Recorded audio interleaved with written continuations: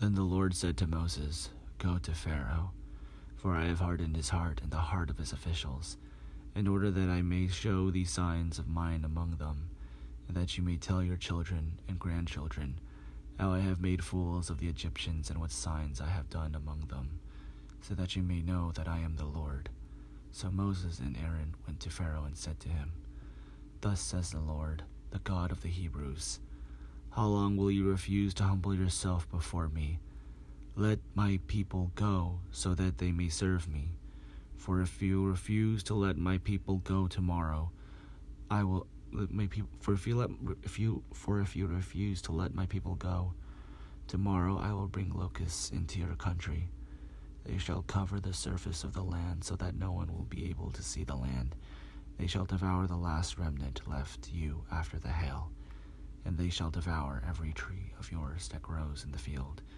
They shall fill your houses and houses of all your officials and of all the Egyptians, something that neither your parents nor your grandparents have seen, from the day they came on earth to this day." Then he turned and went out from Pharaoh.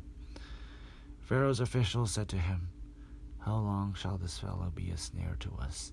Send the people away so that they may serve the Lord their God. Do you not yet understand that Egypt is ruined?" So Moses and Aaron were brought back to Pharaoh, and he said to them, "Go serve the Lord your God, but which ones are to go?" Moses said, "We will go out with our young and our old. We will go out with our sons and daughters, and with our flocks and herds, because we have the Lord's festival to celebrate." He said to them, "The Lord indeed will be with you, if ever I let your little ones go with you. Plainly, you have some evil purpose in mind.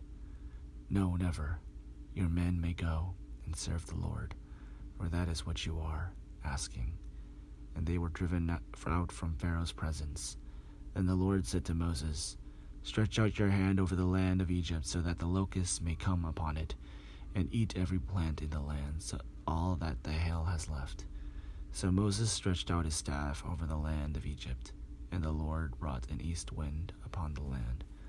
All that day and all that night, when morning came, the east wind had brought the locusts. The locusts came upon all the land of Egypt and settled on the whole country of Egypt. Such a dense swarm of locusts as had never been before, nor ever shall be again. They covered the surface of the whole land, so the land was black, and they ate all the plants in the field, and all the fruit of the trees that the hail had left. Nothing green was left on the trees or on the plants in the fields, in all the land of Egypt. Pharaoh hurriedly summoned Moses and Aaron and said, "I have sinned against the Lord your God and against you. Do forgive my sin this once, and pray to the Lord your God, that at least he remove his deadly thing from me." So he went out from Pharaoh and prayed to the Lord.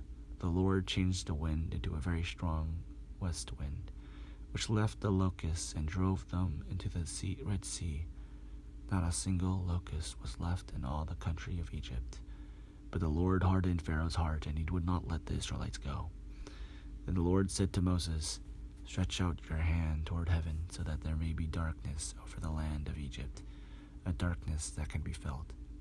So Moses stretched out his hand toward heaven, and there was dense darkness in all the land of Egypt for 3 days.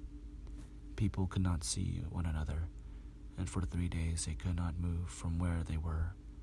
But all the Israelites had light where they lived. Then Pharaoh summoned Moses and said, "Go serve the Lord.